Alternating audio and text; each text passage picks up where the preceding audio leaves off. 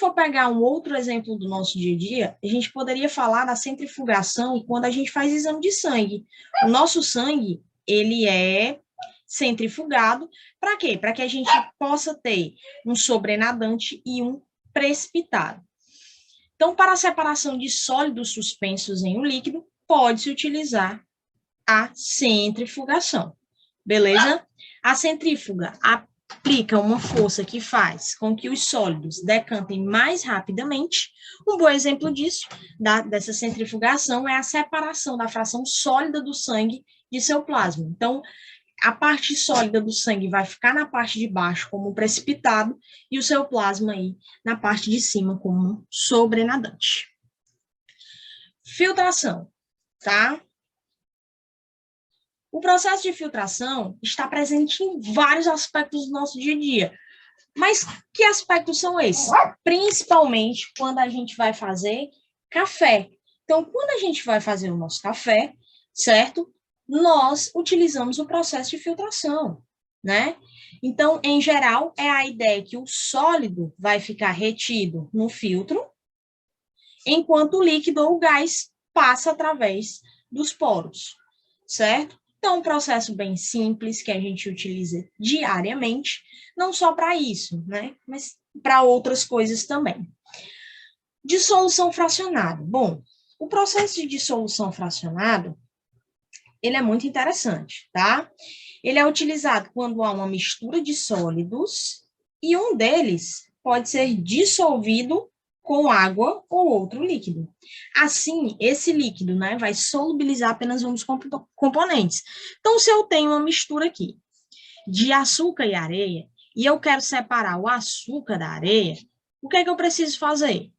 Eu preciso vir aqui, colocar água nesse recipiente, né? A gente vai colocar água aqui nesse recipiente e vai perceber o seguinte, que o açúcar, quando ele está juntinho da água, né, ele vai formar uma mistura homogênea.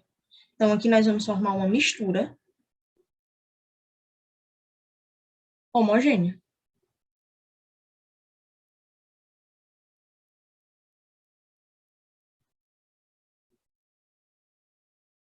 Certo?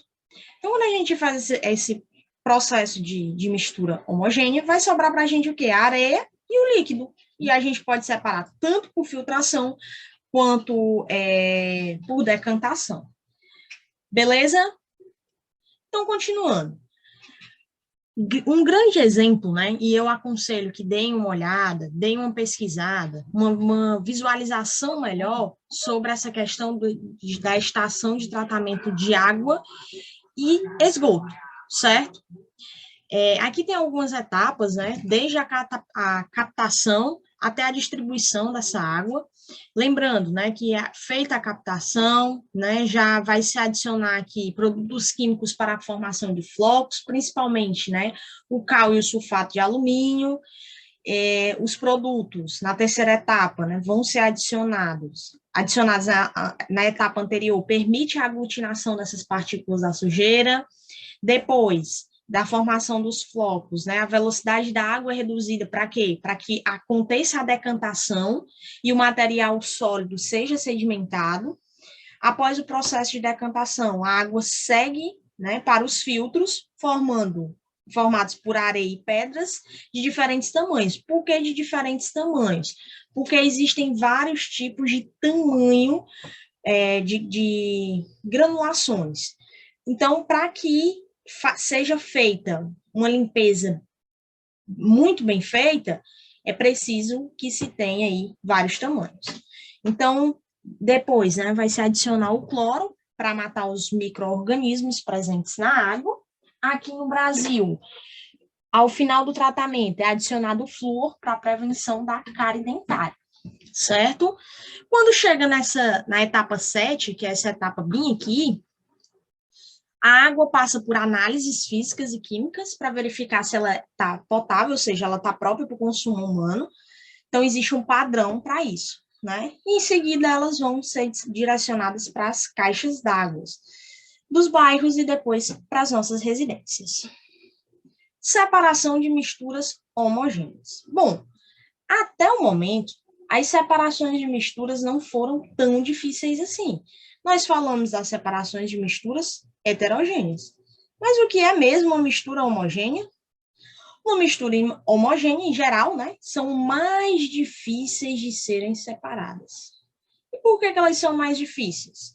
São necessários processos que demandam consumo de energia para o quê? Aquecimento do sistema ou por causa de algum instrumento especial, certo?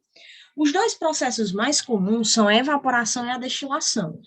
Então, quando eu vou falar a evaporação e destilação, nós precisamos lembrar dos conceitos de transição de estado sólido, líquido e gasoso. Por exemplo, a evaporação é um tipo de vaporização, só que ela é diferenciada.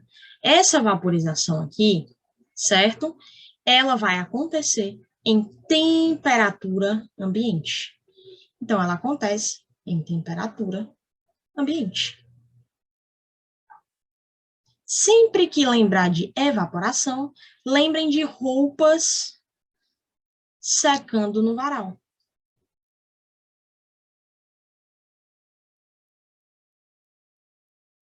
Beleza?